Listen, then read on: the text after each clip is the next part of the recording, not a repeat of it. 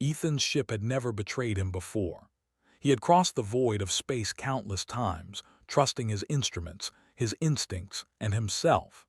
Yet here he was, standing on the polished crystal floor of an alien palace he didn't understand, his jaw tight with disbelief. The hum of the energy field around him made the air feel alive, almost like it was breathing.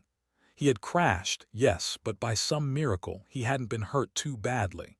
His ship, however, was another story.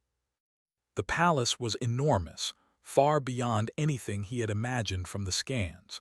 Towering walls reflected light in 1,000 directions, painting the room in shades of gold and violet. Suspended walkways shimmered above him, seemingly floating with no visible support. The entire structure radiated both beauty and danger, a place where the smallest mistake could have consequences Ethan couldn't even begin to understand. As he wandered, unsure of what he was looking for, or if he was even meant to be anywhere, he saw her. Princess Lyria. She moved like water, elegant yet terrifyingly fast. Her long, prehensile tail, tipped with a spade-like appendage, coiled and snapped with precise force as if it had a mind of its own. She was practicing maneuvers, swinging her tail to the rhythm of some silent code of combat that humans couldn't hope to decipher. Her eyes, sharp and amber, scanned the room, ignoring Ethan entirely, focused on her training. Ethan thought quickly to stay out of her way. He froze at a respectful distance, hoping not to attract attention. But in his panic, he didn't account for the tail's unpredictability. One moment he was admiring the alien grace before him, the next, he was slammed sideways with a force that lifted him off his feet. He crashed into the throne. The impact sent him sprawling across the smooth surface, knocking the ceremonial cushions and almost tipping over the intricate decorations. He landed on his back, dazed, staring at the ceiling that shifted colors like a living being. The room went silent. Lyria froze mid-motion, her tail retracting with an almost defensive flick. Ethan could see the tension in her posture. He braced himself for anger, for punishment. He had crashed into her throne after all. Any human would have been in serious trouble by now. But then came the laughter, deep, hearty, and echoing across the grand room. King Varun, Lyria's father, stepped forward from the shadows, his towering form somehow less intimidating than the aura of authority he radiated. His laughter filled the chamber. "He's perfect," the king bellowed, clapping his hands with delight. Ethan froze, confused. Perfect. He had just fallen into a royal throne, knocked over priceless decorations, and made an alien princess look ridiculous. How could that be considered perfect? Lyria's eyes narrowed. She looked at her father, then at Ethan, her expression somewhere between confusion and mild horror. You are not angry?" Ethan asked cautiously, brushing himself off and trying to regain some dignity. King Varun shook his head, still chuckling. "Angry? No, human. You have something rare, something no one here has shown in generations. Courage, calm in chaos, adaptability. You survived the princess's tail strike unscathed, and more importantly, you did not flee." Ethan blinked. He didn't feel particularly courageous, he felt lucky. But apparently luck counted for something here. Lyria, now recovering from the initial shock, studied him closely. She had been taught that only the strongest, most capable individuals could even approach the throne without fear. Humans were considered fragile and unpredictable by her people. Yet here stood one in her palace, unbroken and relatively unhurt after a direct collision with her tail. "Do you always wander into danger?" she asked, her voice sharp but curious. "Not usually," Ethan replied, trying to smile through his embarrassment. "But I didn't see the tail coming." Lyria tilted her head. "No one survives that and stays standing. You might be more interesting than I thought." Her words, though casual, made Ethan's heart race. Interest from an alien warrior princess was not something one experienced every day. He straightened his posture, attempting to look confident, even if he felt anything but. King Varun stepped closer, his presence commanding. "You are human," he asked, his voice deep and measured. Yes, sir, Ethan said, unsure if addressing an alien king with sir was appropriate. Excellent. Then perhaps your species has more potential than I gave it credit for. The king's eyes gleamed with amusement and calculation. Lyria has been tested by many. Few survive her challenges. Yet you, a human, have stumbled into her throne and emerged unharmed. That is worthy of recognition. Ethan swallowed. He wasn't sure whether he should feel proud or terrified. He had no idea what kind of recognition King Varun meant. You will remain in the palace, the king continued, under observation. We must see what other qualities you possess. Lyria will guide you. Ethan's stomach tightened. Guide him. Did that mean he was a guest, a prisoner, or something else entirely? Lyria stepped forward. It seems you are staying, she said, her tail flicking lazily. You have caused quite a stir already. Perhaps you will learn something about my world before you leave. Ethan nodded, trying to keep his nerves in check. I would like that, he said. The first days were strange and exhausting. Ethan learned quickly that the palace was a labyrinth of moving parts, shifting floors and changing gravity fields. Lyria took it upon herself to introduce him to the customs, but she did so in her own way, playful, teasing, and occasionally dangerous.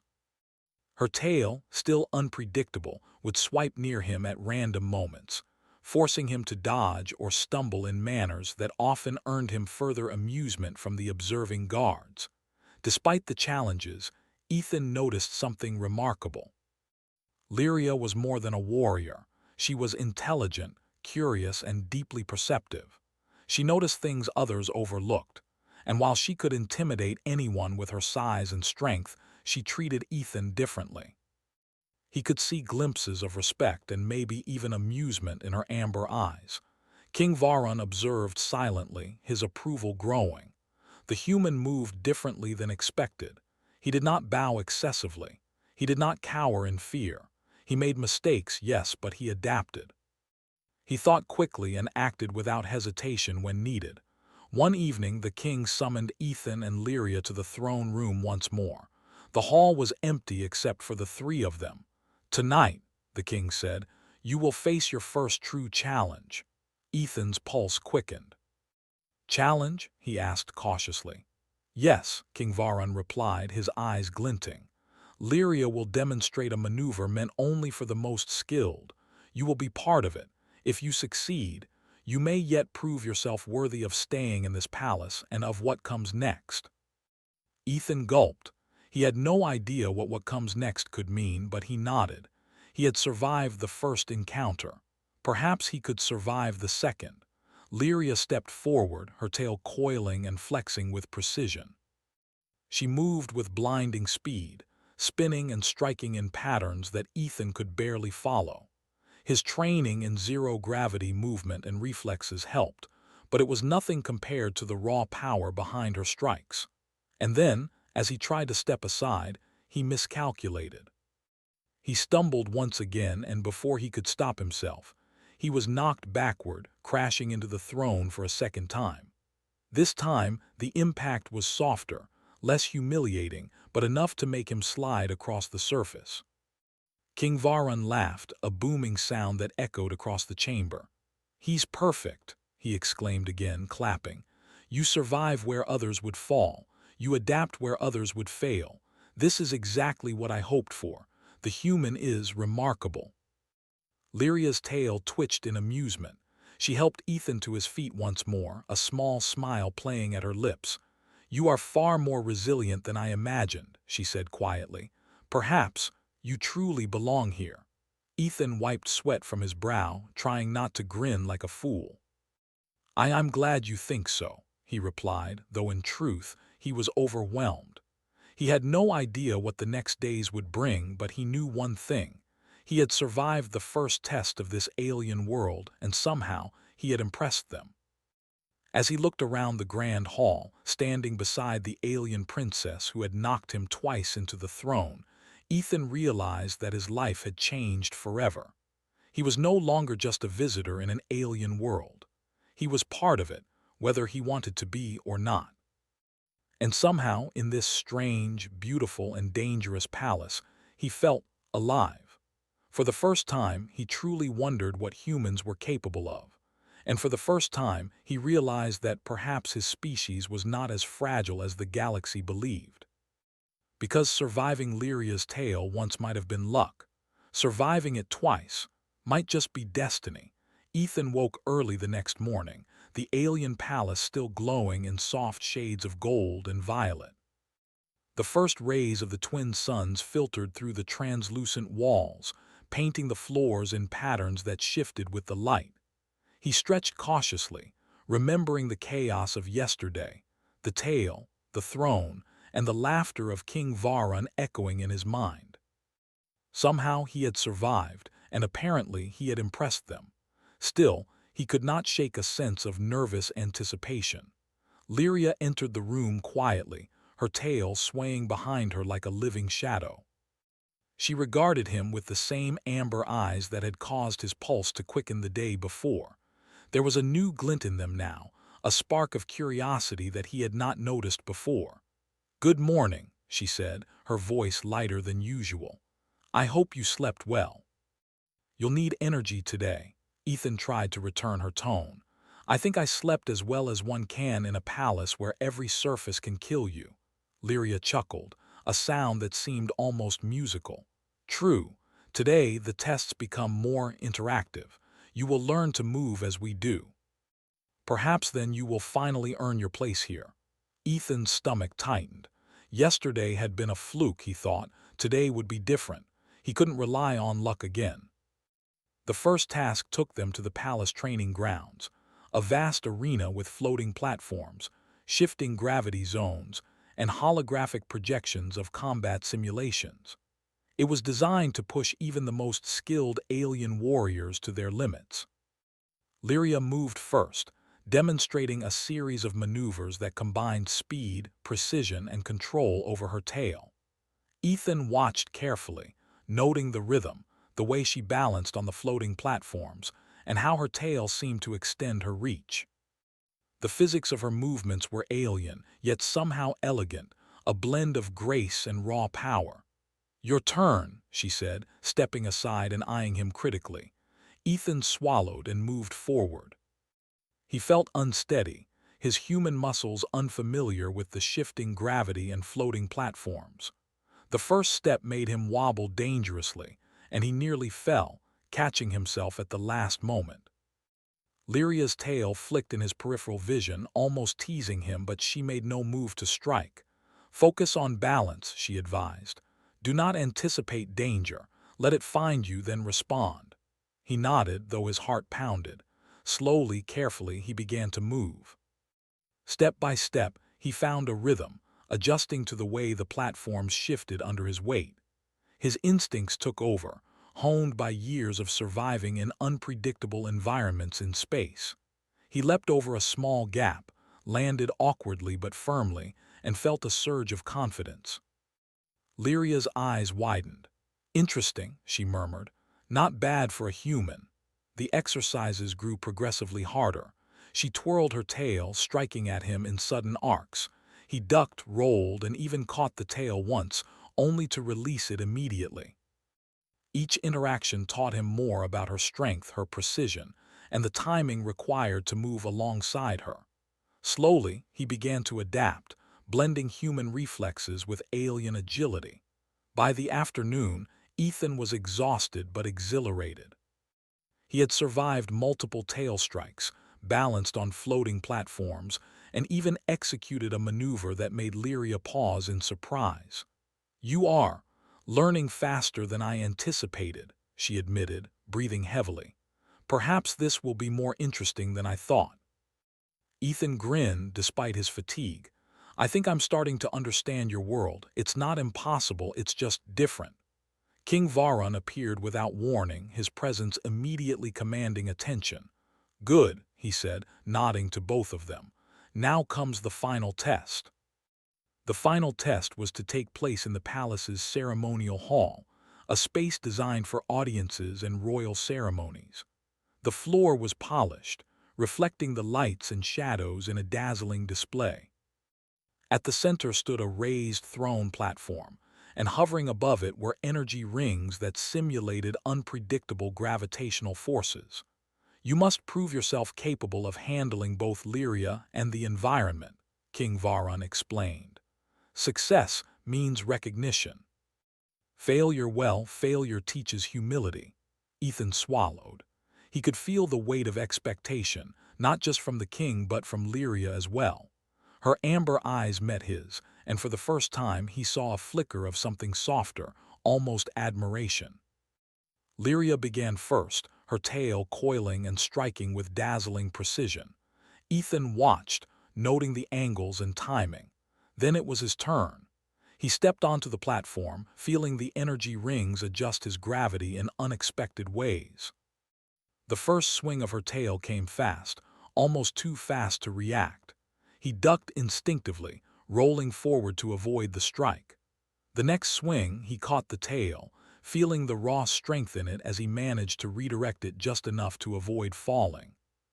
King Varun's laughter echoed in the hall. "He's perfect," he exclaimed again. Ethan almost smiled despite the intensity of the trial. The maneuvers continued, faster and more complex. Ethan dodged, rolled, and occasionally caught Lyria's tail, redirecting it with careful precision. Each successful move earned a nod from Lyria and a glance of approval from the king.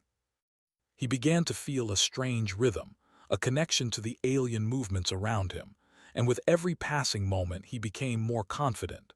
Finally, Lyria swung her tail in a wide arc, aiming for the ceremonial platform. Ethan timed his jump perfectly, landing on the edge of the raised throne and holding onto the armrest for balance. He looked up to see the tail tip hover inches from him. "You've done well," Lyria said, her voice softer than usual. "You are adaptable, quick, and fearless." King Varun approached, his massive form casting a shadow over the platform. "Indeed, you have survived where others would falter. You have shown courage, skill, and resilience. From this moment, you are recognized not as a guest, but as someone worthy of respect among my people." Ethan exhaled, relief flooding through him.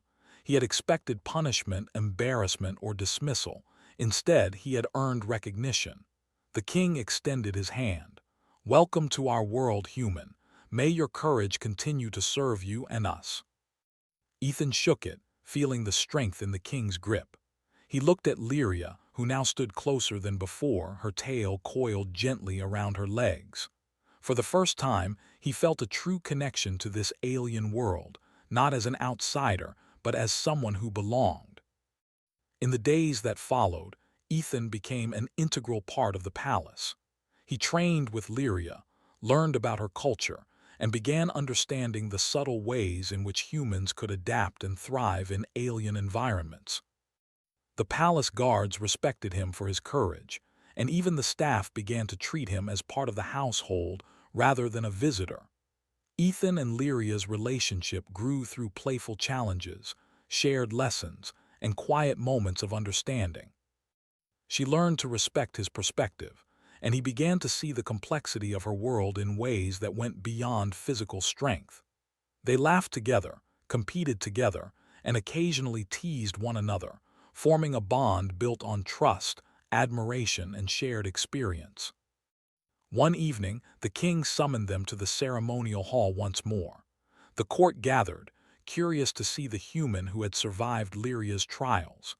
"Today," King Varun announced, "we celebrate not only Lyria's skill but the human who has earned his place among us. Courage is not defined by species, but by heart and mind. Let this ceremony honor the adaptability and bravery that make one worthy in our eyes." The audience erupted in applause as Ethan stepped forward. He felt a strange pride, not in his human strength, but in his ability to adapt, to survive, and to earn the respect of beings who had once seemed impossibly alien. Lyria's tail coiled gently around his arm, a sign of affection and recognition in her culture. She whispered, "You belong here, Ethan, more than you realize." Ethan looked around the hall, seeing the alien faces, the towering architecture, and the glowing energy fields. He had come as a lost human, stranded by circumstance. Now he was a symbol of resilience, courage, and the surprising potential of humanity. King Varun smiled, his eyes glinting with approval. "Perfect," he said quietly, echoing his earlier exclamations. "He is perfect." Ethan realized then that survival had been only the first step. Thriving in this world, earning respect and forming bonds, that was true achievement. And in that moment, seated beside Lyria, embraced by the palace's awe-inspiring presence, he understood something deeper. Humans, despite their fragility, could rise to greatness in even the most alien of worlds. And sometimes, all it took was a single, unexpected collision to change destiny forever.